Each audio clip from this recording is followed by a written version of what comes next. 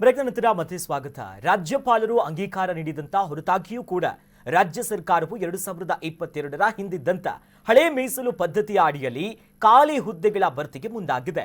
ಸರ್ಕಾರದ ವಿವಿಧ ಇಲಾಖೆಗಳು, ನಿಗಮ ಹಾಗೂ ಮಂಡಳಿಗಳಲ್ಲಿ ಖಾಲಿ ಇರುವಂತ 56,432 ಹುದ್ದೆಗಳನ್ನು ಶೇಕಡಾ 50ರ ಮೀಸಲಾತಿಯಂತೆ ನೇರ ನೇಮಕಾತಿ ಮಾಡಿಕೊಳ್ಳಲು ರಾಜ್ಯ ಸರ್ಕಾರ ಮಹತ್ವದ ನಿರ್ಣಯವನ್ನ ಕೈಗೊಂಡಿದ್ದು 30 ದಿನಗಳ ಒಳಗಾಗಿ ಈ ನೇಮಕಾತಿ ಪ್ರಕ್ರಿಯೆಗೆ ಚಾಲನೆಯನ್ನ ನೀಡಲಿದೆ.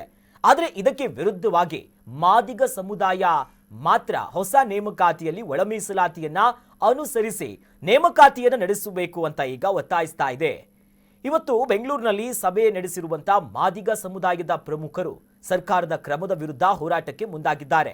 6ನೇ ತಾರೀಕು ಎಲ್ಲ MLA ಮತ್ತು MP ಗಳ ಮನೆ ಮುತ್ತಿಗೆ ಹಾಕುವ ಬಗ್ಗೆ ನಿರ್ಧಾರವನ್ನು ಮಾಡಿಬಿಟ್ಟಿದ್ದಾರೆ. 12ರಂದು ಬೆಂಗಳೂರಿನ ಫ್ರೀಡಂ ಪಾರ್ಕ್ನಲ್ಲಿ ಮಾದಿಗರ ಸಮುದಾಯದಿಂದ ಬೃಹತ್ ಪ್ರತಿಭಟನೆಯ ಸಭೆಯನ್ನ ಕೂಡ ಹಮ್ಮಿಕೊಳ್ಳಲಾಗಿದೆ. ಇನ್ನು ಈ ಬಗ್ಗೆ ಪ್ರತಿಕ್ರಿಯೆಯನ್ನ ನೀಡಿರುವಂತ ಮಾದಿಗ ಒಳ ಮೀಸಲಾತಿ ಸಮಿತಿಯ ರಾಜ್ಯ ಗೌರವ ಅಧ್ಯಕ್ಷರಾಗಿರುವಂತ ಕೇಶವಮೂರ್ತಿ, ಸಾಮಾಜಿಕ ನ್ಯಾಯದ ವಿರುದ್ಧ ಸರ್ಕಾರ ತೀರ್ಮಾನವನ್ನ ತೆಗೆದುಕೊಂಡಿದೆ, ಅದರಿಂದ ನಾವು ಈವರೆಗೆ ಹೋರಾಟದ ಮೂಲಕ ಎಚ್ಚರಿಕೆಯನ್ನ ನೀಡ್ತೇವೆ, ಅವ್ರನ್ನ ನಾವು ಸುಮ್ಮನೆ ಬಿಡುವುದಿಲ್ಲ ಅನ್ನೋದಾಗಿ ಈಗ ಎಚ್ಚರಿಕೆಯ ಮಾತುಗಳನ್ನು ಆಡಿದ್ದಾರೆ. ಎಚ್ಚರಿಕೆಯನ್ನ ಕೊಡ್ತಾ ಇದ್ದೀವಿ. ಮಾದಿಗರ ನೋವೆ ಕಾಂಗ್ರೆಸ್ ಪಕ್ಷದ ಸಾವು. ಇದು ನಾವು ಕಾಂಗ್ರೆಸ್ ಪಕ್ಷಕ್ಕೆ ಎಚ್ಚರಿಕೆಯನ್ನ ಕೊಡ್ತಾ ಇದ್ದೀವಿ.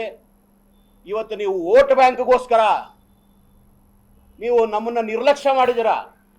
ಮಾದಿಗರು ಅದಕ್ಕೆ ಸರಿಯಾದಂತ ಶಾಸ್ತಿಯನ್ನ ಮಾಡ್ತಾರೆ.